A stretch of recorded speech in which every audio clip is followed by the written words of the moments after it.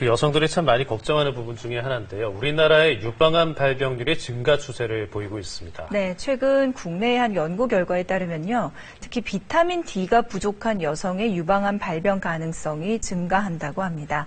오늘 박광식 의학전문기자와 자세한 얘기 들어보겠습니다. 네. 사실 비타민 D와 유방암이 쉽게 연결되는 것 같진 않아요. 예, 맞습니다. 대부분 비타민 D가 부족하면 유방암보다는 골다공증 먼저 생각하기 마련인데요.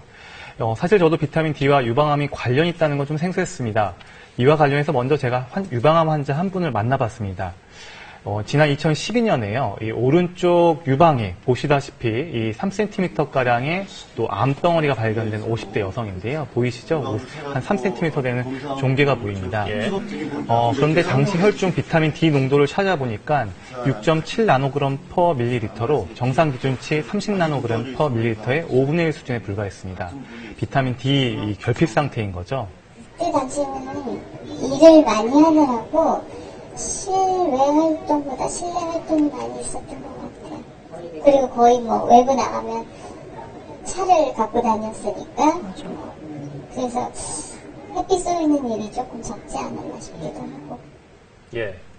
근데 이분이 실내 생활을 많이 하시긴 한 것 같은데 좀 우연의 일치가 아니겠냐 이런 생각도 예, 좋은 지적입니다. 실내 생활 다 하는데 누구나 유방암 걸리는 건 아니죠. 하지만 이런 생각은 해볼 수가 있습니다. 이 비타민 D 부족이 유방암 발생 확률을 얼마나 높이는 걸까? 또 비타민 D와 유방암은 정말 상관관계가 있는 걸까? 그래서 이 세브란스 병원 연구팀은요, 이 유방암 환자 3천여 명과 일반 여성 17,000여 명의 체열을 해서요, 비타민 D 농도를 측정해서 또 비교 분석을 했습니다.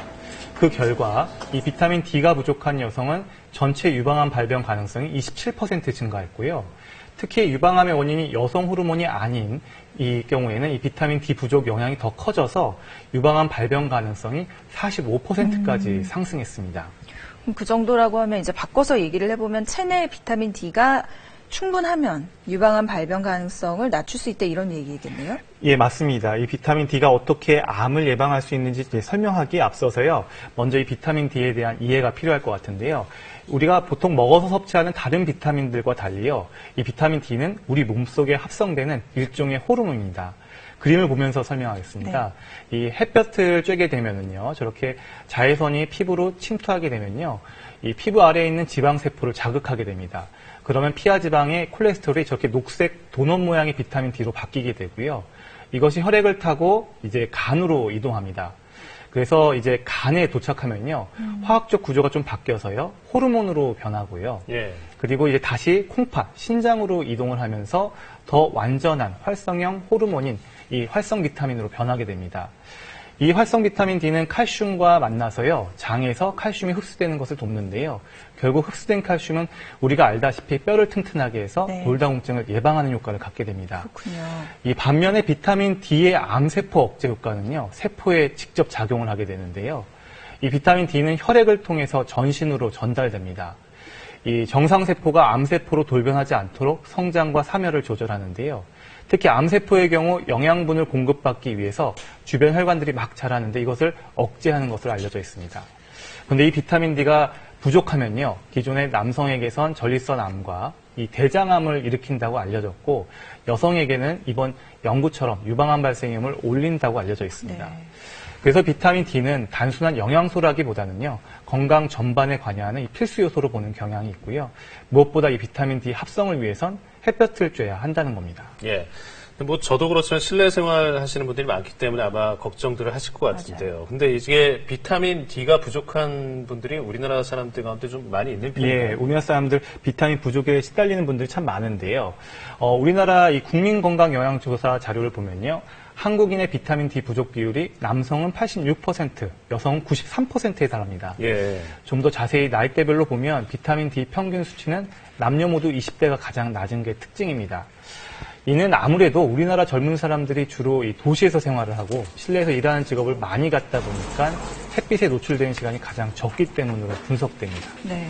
사실 비타민 D에 시달린다고 해도 그거를 이렇게 자각하는 사람도 별로 없는 것 같은데, 이제 어쨌든 봄이니까 우리 몸에서 비타민 D를 충분히 만들도록 하기 위해서 어떻게 하면 좋을까요? 예. 얼마만큼 자외선에 노출돼야 비타민 D가 충분했는지 한번 자세히 알아볼 필요가 있는데요. 네. 먼저 우리 몸 체표 표면, 우리 몸 면적의 한 20% 정도를 노출해줘야 충분한 양의 비타민 D를 얻을 수 있다고 합니다. 그러려면요, 이 한쪽 팔이 약 9%거든요. 그러니까 예. 어깨부터 손까지 양팔을 노출하면 한 20%가 됩니다. 이게 여의치 않으면 뭐 반바지 차림으로 양다리를 노출해도 충분하고요. 이 요즘 같은 날씨엔 좀 쌀쌀하니까 산책할 때 양쪽 팔 소매를 걷어주는 정도는 됩니다. 이 자외선 쬐는 시간은 미세먼지 없는 맑은 날에요. 하루에 30분에서 1시간 정도가 적당하고요. 일단 이 합성된 비타민 D는 2주 이상 유지되기 때문에 일주일에 2, 3회 정도 자외선을 쬐면 충분합니다. 그런데 이 자외선이 아무리 비타민 D를 잘 만들어내도 이 얼굴을 거뭇거뭇하게 해서 이 기미나 피부 노화를 촉진시키면 그렇죠. 곤란하겠죠. 그래서 얼굴만큼은 이 목이랑 귀까지 이 선크림을 꼼꼼히 발라주는 게 좋습니다. 얼굴 표면적은 한 전체의 4, 5%에 불과해서요. 자외선 차단제를 써도 이 비타민 D 합성엔 크게 영향을 주지 않습니다.